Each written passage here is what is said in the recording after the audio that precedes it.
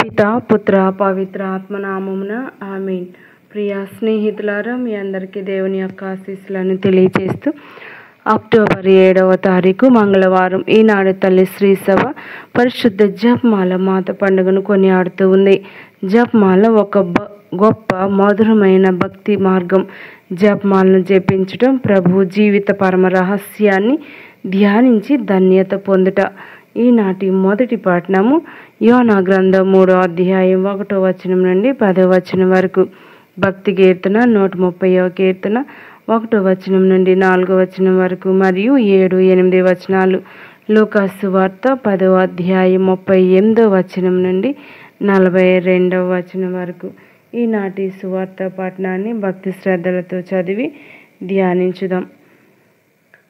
6 సంవత్సరాల ప్రొటెస్టెంట్ బాలుడు తన తోటి కథోలిక విద్యార్థి మంగళవార్త జపం చెప్తుండగా ఆకర్షితుడై తాను కూడా దాన్ని రాయించుకొని కంఠోపాఠం చేసి అనుదినం ఎంతో భక్తి విశ్వాసాలతో జపించేవాడు. ఇంటికి వెళ్ళి తన అమ్మగారితో మంగళవార్త జపం గురించి చెప్పాడు. వాళ్ళ అమ్మగారు ప్రొటెస్టెంట్ మతం కావడం వల్ల చాలా కోపం వచ్చింది. అది కథోలికులు పోపు గారు మతం, వాళ్ళు మూఢనమ్మకంతో చెప్పేది. ఇక మీదట ఆ జపాన్ని గనుక చెప్తే పళ్ళు రాలుగాడుతానంది. తల్లి మాట జవదాటగా అప్పటి నుండి ఆ బాలుడు ప్రతిరోజు బైబిల్ పఠించటం, ప్రొటెస్టెంట్ బైబిల్ అలవాటుగా మార్చుకున్నాడు. ఇలా బైబిల్ చదువుతుండగా లూకాసు వార్తలో గాబ్రియేలు దేవదూత మరియమ్మ గారికి మంగళవార్త చెప్పటం కనిపించింది. ఎగిరి గంతేసి పరుగున అమ్మ దగ్గరకు వెళ్ళి, అమ్మ, మంగళవార్త జపం బైబిల్లో ఉంది, ఇదిగో కావాలంటే చూడు, అనుగ్రహ పరిపూర్ణురాలని గాబ్రియేలు దేవదూత మరియమ్మ గారిని పిలిచింది.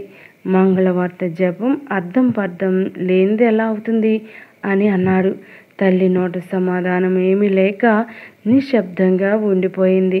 మళ్ళీ ఆ రోజు నుండి ఇంకా ప్రోత్సాహంగా అర్థవంతంగా మంగళవార్త జపాన్ని ప్రతిరోజు అనేక మార్లు జపించేవాడు. తాను 14 ఏళ్ళైనప్పుడు మరియమ్మలో ప్రత్యేకత ఏమీ లేదని అవమానపరిచే విధంగా ఇంటిల్లపాతి మాట్లాడుకోవటం విని భరించలేక మరియమ్మ గారికి ఆదాము సంతతికి జన్మతః సంక్రమించిన పాప మలినం సోకలేదు. దేవవర ప్రసాదం చేత నిండిన మరియమ్మ అని దేవదూతే సంబోధించాడు. ఆమె యేసు క్రీస్తు తల్లి, దేవమాత, అనుగ్రహ పరిపూర్ణురాలు.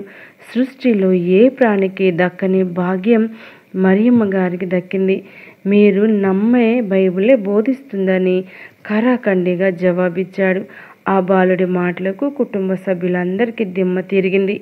తల్లి బాధతో, ఓ దేవా, వీడు మతి భ్రమించి కథోలిక మతాన్ని స్వీకరిస్తాడేమో భయంగా ఉంది, నువ్వే వాడిని కాపాడాలని ప్రార్థించింది.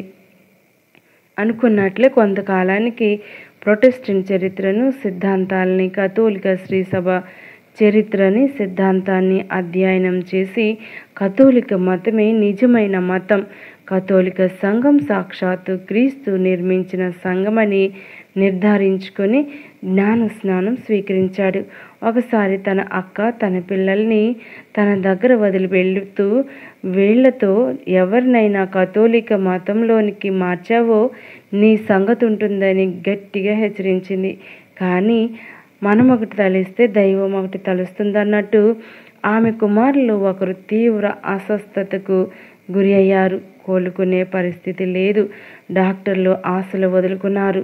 తమ్ముడు అక్క దగ్గరికి వెళ్ళి, అక్క, నీ కుమారుడు నీకు కావాలి కదా, నాతో సహకరించు, ఇద్దరం కలిసి నీ కుమారుడు కోలుకుంటే ఎన్ని కష్టాలు వచ్చినా నా పాపగారి మతాన్ని అవలంబిస్తానని నిండు మనసుతో గట్టి ప్రతిజ్ఞ చేయి అన్నాడు. తమ్ముడు మాటలు కొంచెం కష్టం అనిపించినా కొడుకు కోసం ఒప్పుకుంది. తమ్ముడు, అక్క కలిసి భక్తి విశ్వాసాలతో జపమాల జపించారు. తెల్లవారేసరికి తన కుమారుడు సంపూర్ణ స్వస్థతను పొందాడు. తాను వాగ్దానం చేసిన విధంగా కథోలిక వేదాంతాన్ని పఠించి తాను, తన కుటుంబ సభ్యులు కథోలిక దేవాలయంలో జ్ఞాన స్నానం స్వీకరించారు. తమ్ముడికి ఎంత రుణపడి ఉన్నానని అక్క చెప్పింది. తన సొంత తమ్ముడే తనకు సువార్త ప్రచారకుడైనందుకు చాలా సంతోషించింది. ఆ తమ్ముడే ఫాదర్ టాక్వెల్. ఇది వాస్తవ గాథ. జపమాల ప్రార్థన మహాశక్తివంతమైంది. మరియ తల్లి పిలిస్తే పలికే తల్లి. తన శరణు వేడుకొనిన బిడ్డలకు తన ప్రియ కుమారుని ద్వారా అనుగ్రహ దీవెలను తెచ్చిపెట్టే తల్లి. అశాంతితో, చీకటి శక్తులతో, వ్యాధులు, బాధలు, వేదనలతో అలమటించే జనులకు వెలుగునిచ్చే తల్లి. మన తల్లి శ్రీ సభ మరియ తల్లిని జపమాల మాతగా కొనియాడుతూ వస్తూ ఉంది.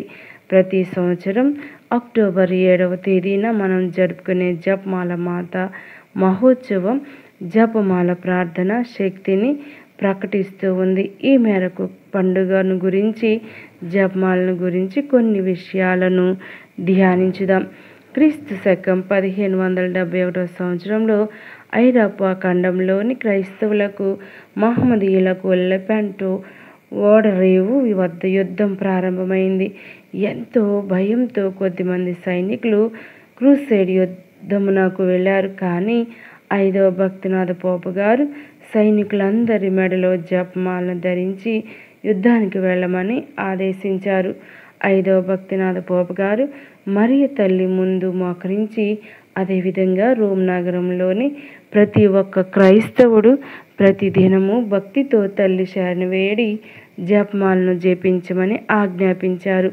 మరియ తల్లి ప్రార్థన సహాయంతో ఘన విజయం సాధించారు.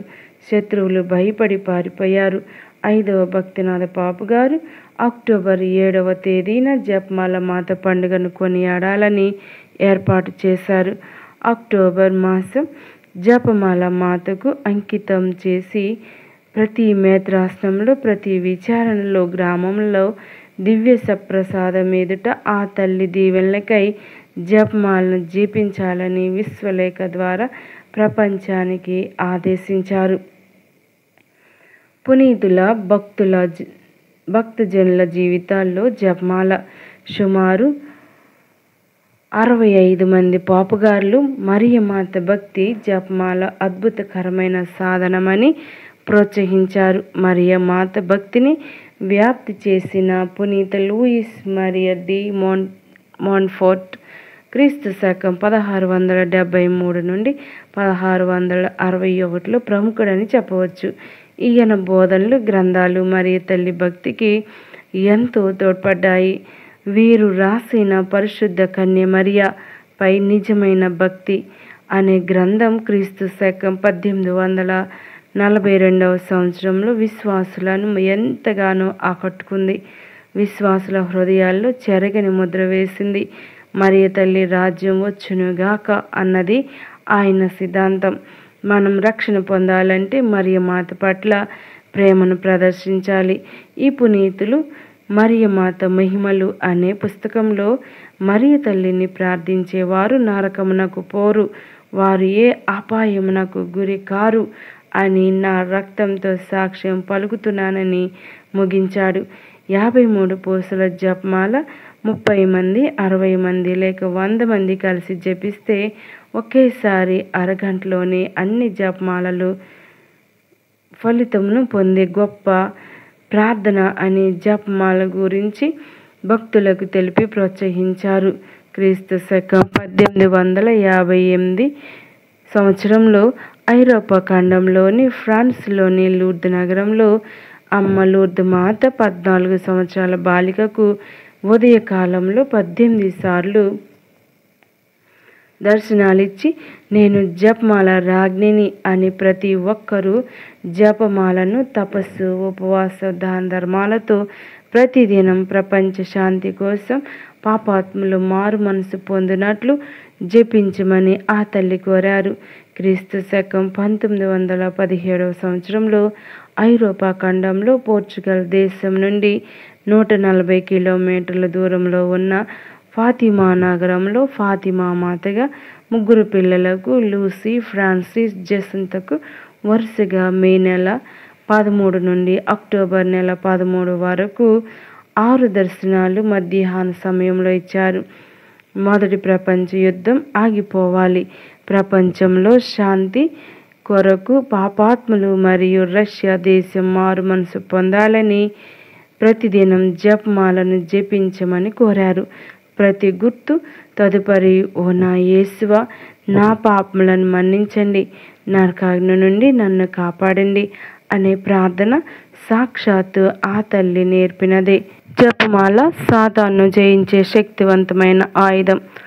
జపమాల సాతాను ఓడించటానికి మరియ తల్లి మనందరికీ ఇచ్చిన ఆయుధం. పూర్వ వేదంలో దావీదు మహారాజు వాడిన ఒడిసెల వలె గొల్లియాతును ఓడించిన ఆయుధం. సమూయేలు మొదటి గ్రంథం 17వ అధ్యాయం. జపమాలను సిలువతో పట్టుకొని ఉన్నప్పుడు అది దావీదు ఉపయోగించిన ఒడిసెల అవుతుంది. దేవుని ప్రజలను గొల్లియాతు హేళన చేశాడు. సమూయేలు మొదటి గ్రంథం 17వ అధ్యాయం 25వ వచనం. అప్పుడు సౌలు గొల్లియాతును ఓడించిన వారికి ఈ క్రింది వరాలు ప్రకటించారు. 1 గొప్ప ధనవంతులు, 2 అతని కుమార్తె, 3 రాజ్యంలో విధించే పన్ను నుండి మినహాయింపు. జపమాలను జపించే వారికి సైతం కొన్ని ప్రత్యేక వరాలు ఇవ్వబడతాయి. ఏవేమనగా జపమాలను జపించే విశ్వాసులకు పరలోకంలో గొప్ప బహుమానం ఇవ్వబడును. 2 పరిపూర్ణ విశ్వాసంతో జపమాల ప్రార్థన చేసేవారికి క్రీస్తు భగవానుడికి సోదరీ సోదరులు అవుతారు అని మరియ తల్లి పలుకుతున్నారు. 3 జపమాలను జపించే వారికి ఉత్తరించు స్థలం నుండి విముక్తి మార్గాన్ని ప్రసాదించి మోక్షానికి కొనిపోతారు. పరిశుద్ధ జపమాల పరిశుద్ధ గ్రంథ ఆధారాలు. జపమాల ప్రార్థనలో మనం ధ్యానించే ప్రార్థనలు 3. 1 పరలోక ప్రార్థన, 2 మంగళవార్త ప్రార్థన, 3 త్రిత్వ స్తోత్రం. మొదటిది సాక్షాత్తు క్రీస్తు ప్రభు తన శిష్యులకు నేర్పిన పరలోక ప్రార్థన. మత్తయి సువార్త 6వ అధ్యాయం 9వ వచనం నుండి 15వ వచనం వరకు. రెండవది మంగళవార్త ప్రార్థన. దేవుని దగ్గర నుండి శుభవర్తమానాన్ని అందించిన గాబ్రియేల్ దూత సందేశాన్ని, అదేవిధంగా ఎలిజబెత్ మరియ తల్లి మీద కురిపించిన ప్రశంసలతోనూ అల్లిన ప్రార్థన. లూకాసు వార్త 1వ అధ్యాయము 28వ వచనం నుండి 45వ వచనం వరకు. మూడవది త్రిత్వ స్తోత్ర ప్రార్థన కూడా క్రీస్తు ప్రభు మాటల నుండి పుట్టినది కనుక మీరు వెళ్ళి సకల జాతి జనులకు పితా పుత్ర పవిత్రాత్మ నామమున జ్ఞాన స్నానం మొసగుచు వారిని నా శిష్యులను చేయుడు. మత్తయి సువార్త 28:19. ఇక జపమాలలో మనం ధ్యానించే 20 ప్రధాన ఘట్టాలు క్రీస్తు ప్రభుని రక్షణాత్మక క్రియలకు ముడిపడి ఉన్నాయి. ప్రభు జననం, బాప్తిస్మం, పునరుత్థానం, మోక్షారోహణం, దివ్య రూపధారణ ఇవన్నీ పరిశుద్ధ గ్రంథంలోనివే. ప్రియా స్నేహితులారా, మరి జపమాల ప్రార్థన దేవుని తల్లి అయిన మరియ తల్లి ద్వారా పునీత డొమినిక్ గారి విశ్వశ్రీ సభ యావత్ ప్రపంచ రుగ్మతులతో వీరుగుడుగా సైతాను శక్తి గాయాలు బంధింపబడుటకు మరియ తల్లి స్వహస్తాల ద్వారా ఇవ్వబడినది. ఎందరో పునీతులు జపమాల ద్వారా తమ జీవితంలో సంభవించిన శోధనలను, సమస్యలను జయించారు. నేటికి ఎందరో విశ్వాసులు జపమాల ప్రార్థన ద్వారా ఎన్నో మేలులు పొందుతున్నారు. నేటి ఆధునిక యుగంలో చాలామంది అనవసరమైన వాటికి ప్రాముఖ్యతనిస్తూ జపమాల ప్రార్థనను నిర్లక్ష్యం చేస్తూ ఉన్నారు. జపమాల ప్రార్థన మరియ తల్లి క్రైస్తవ ప్రపంచానికి ఇచ్చిన శక్తివంతమైన ప్రార్థన. కాబట్టి జపమాల ప్రార్థనను భక్తితో, విశ్వాసంతో ఆచరించుదాం. మంచి విశ్వాసవంతమైన జీవితాన్ని జీవిద్దాం. అందరికీ జపమాల మాత పండుగ శుభాకాంక్షలు.